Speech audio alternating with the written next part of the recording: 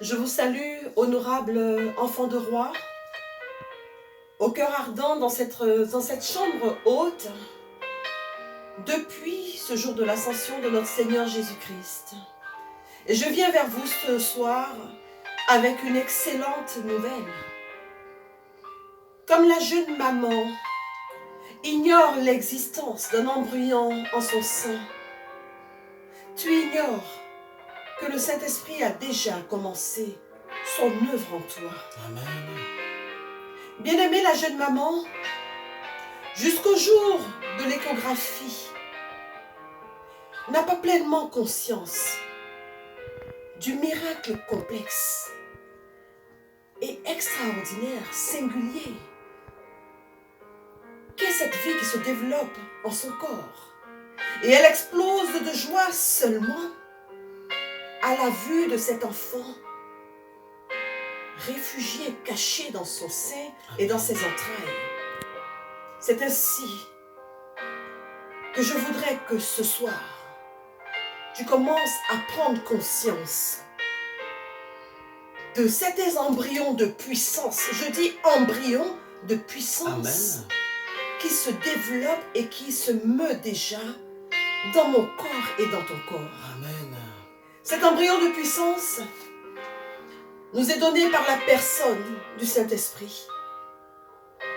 Je voudrais te dire, bien-aimé, que le Saint-Esprit est une personne. Si son nom évoque, contrairement au Père et au Fils, un esprit, il n'en est pas moins une personne. Amen. Si le Fils, lui, s'est incarné, le Saint-Esprit ne s'est pas incarné. Mais par ses actions, il est une personne. Amen.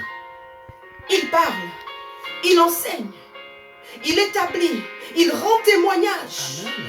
il guide. Bien-aimé, le Saint-Esprit est une personne Amen. et tu devrais donc te soumettre à l'autorité de cette personne céleste. Amen. On dit de lui en Jean 3,8 qu'il est comme le vent. Il souffle quand il veut et où il veut.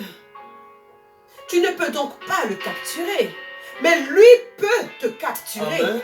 Et c'est lui qui te capture Amen. pour t'attirer vers le Père. Alléluia. Bien-aimé, beaucoup de personnes ont reçu le Saint-Esprit en accueillant Jésus-Christ de Nazareth dans leur vie.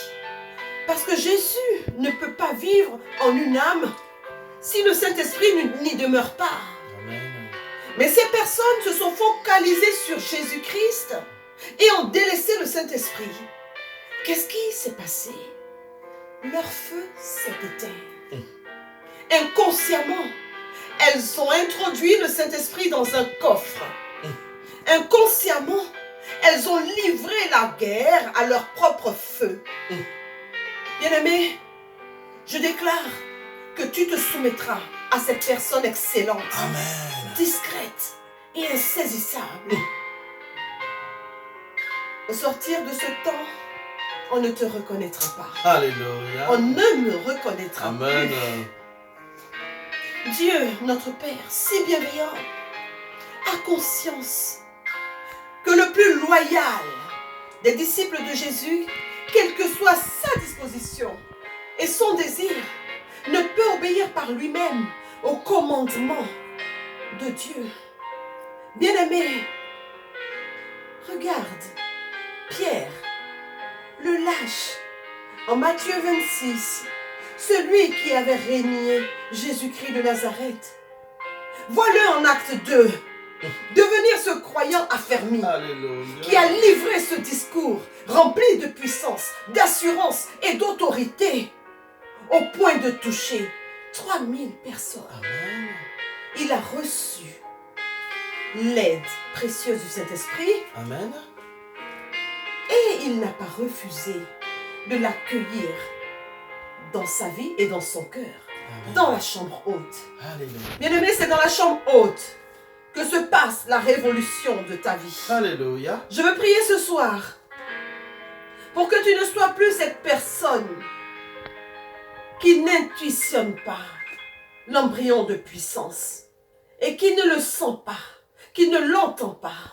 Je veux prier ce soir que tu ne livres plus la guerre au feu de ta vie. Bien-aimé, je veux prier pour que tu acceptes de te soumettre et de côtoyer cette personne précieuse, excellente et puissante qu'est le Saint-Esprit de Dieu.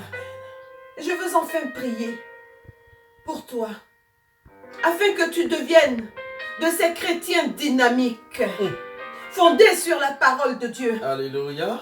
Qui marchent avec le Saint-Esprit et qui peuvent alors accomplir les prouesses et les œuvres excellentes du Père. Amen. À travers des témoignages authentiques. Au nom de Jésus. Amen. Amen. Bien-aimés fils et filles Zoé, nous sommes au 3e jour de notre cheminement de Pentecôte. Cela fait 3 jours que nous sommes dans les hauteurs, dans la chambre haute, bien-aimés. Et il fait bon dans cette chambre. Alléluia. Et Jésus nous a bien dit, et c'est le thème de notre cheminement de chambre haute, Jean 12, le verset 32. Et moi, une fois élevé de terre, je les attirerai tous à moi. Alléluia. Oui, c'est par le Saint-Esprit que maintenant, actuellement, tu es en train d'être attiré à Jésus-Christ de Nazareth. C'est par le Saint-Esprit que cela se produit.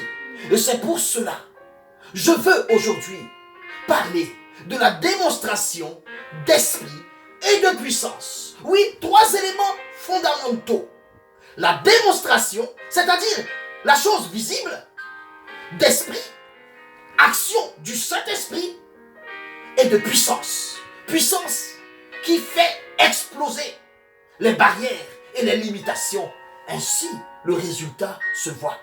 Et je veux me fonder sur 1 Corinthiens, le chapitre 2, le verset 4. C'est l'apôtre Paul qui parle. Il dit, et ma parole et ma prédication n'ont pas été fondées sur les discours persuasifs de la sagesse, mais sur une démonstration d'esprit et de puissance. Dis Amen. Amen. Oui, c'est dans la chambre haute que cette dynamis, cette démonstration d'esprit et de puissance se prépare et s'expérimente. Oui, bien-aimé, c'est ce qui se passe pour que le réma se manifeste dans ton cœur. Le réma, bien-aimé, souligne bien ce mot, réma. C'est une parole spécifique pour un temps spécifique, pour une personne spécifique et pour une situation spécifique. Oui, réma, parole pour une parole spécifique, pour un temps spécifique, pour une personne spécifique et pour une situation spécifique. Oui, Jésus a manifesté cette parole rématique. Il a manifesté ce réma. Oui, il est dit en Jean, au chapitre 7, au verset 46, jamais homme n'a parlé comme cet homme. Ainsi, bien-aimé, Romains, au chapitre 10, le verset 17, nous dit que la foi vient de ce que l'on entend, et ce que l'on entend vient de la parole de Christ. Oui, il ne s'agit pas ici d'un discours long, mais il s'agit d'une parole brûlante qui perce ton cœur et qui crée la révolution de ta vie, bien-aimé. Je te parle de ce réma-là qui doit te transfigurer pendant cette chambre haute. Oui, on ne peut pas rester le même lorsqu'on expérimente ce réma. Ainsi, Moïse, en Actes, au chapitre 7, au verset 22, est appelé l'homme qui est puissant en actes et en parole. Et c'est ce qui se passera pour toi si au cours de ces jours de chambre haute, tu rumines les enseignements, tu revisionnes les enseignements que tu reçois journalièrement, quotidiennement. Si tu lis lis la parole, tu médites la parole, tu murmures la parole, tu digères la parole, tu la visualises. Ainsi, tu vas créer, bien-aimé, les conditions de manifestation, de la démonstration de l'Esprit dans sa puissance.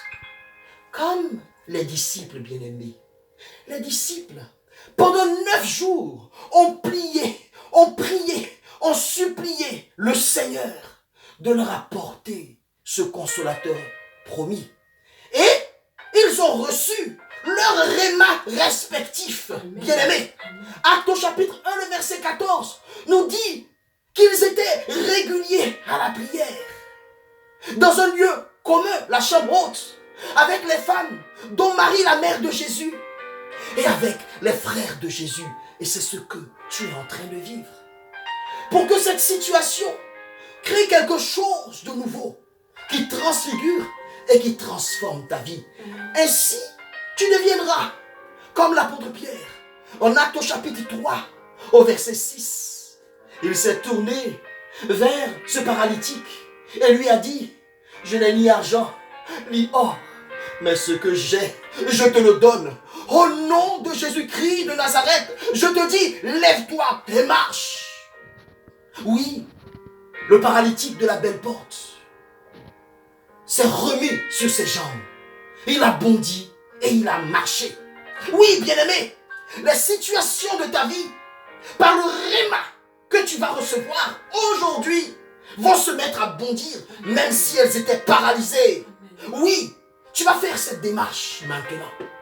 Pose la main sur la tête et tu vas demander, Seigneur, j'ai besoin aujourd'hui que mon âme soit en feu, que mon âme à l'intérieur de moi bouillonne de ton feu. Je suis dans la chambre haute aujourd'hui et c'est le lieu de la source du feu. Oui, oh Seigneur, je veux aujourd'hui recevoir mon réma au nom de Jésus-Christ de Nazareth. Bien-aimé, tu veux recevoir ce réma et tu vas l'appliquer dans les situations les plus extrêmes de ta vie. L'apôtre Pierre, en Actes, au chapitre 9, au verset 37, a appliqué cela. Il y avait une femme qui s'appelait Tabitha, Dorcas en grec. Elle était chrétienne, mais en ces jours-là, elle tomba malade, elle mourut. On l'a lavée et on l'a mise dans un endroit qui s'appelle la chambre haute, bien-aimée. Oui, une morte a été déposée dans la chambre haute. Au verset 40, qu'est-ce qui s'est passé, bien-aimé? L'apôtre Pierre, qui était à Joppé, à côté, a été appelé. Et quand il y est arrivé, il a chassé les pleureuses, les personnes qui le gênaient. Il s'est mis dans la chambre haute. Il s'est mis à genoux, bien-aimé. Il n'était pas dans son confort. Il s'est mis à genoux et il a prié. Et là, il a reçu le réma, bien-aimé. Il a reçu le réma. Alors, il s'est tourné vers Tabitha. Et il lui a dit, Tabitha, lève-toi. Tabitha a ouvert les yeux quand elle a entendu la parole sortie de la bouche de Pierre. Elle a ouvert les yeux. Elle a regardé Pierre. Ainsi, les situations mortes de ta vie vont ouvrir leurs yeux et vont te regarder. Et la Bible déclare que Tabitha s'est assise sur son séant. Ainsi, par le réma, tu vas atteindre et tu vas réaliser ton programme divin de stabilité et de satiété au nom de Jésus-Christ de Nazareth. Que Dieu te bénisse, mon enfant. Alléluia.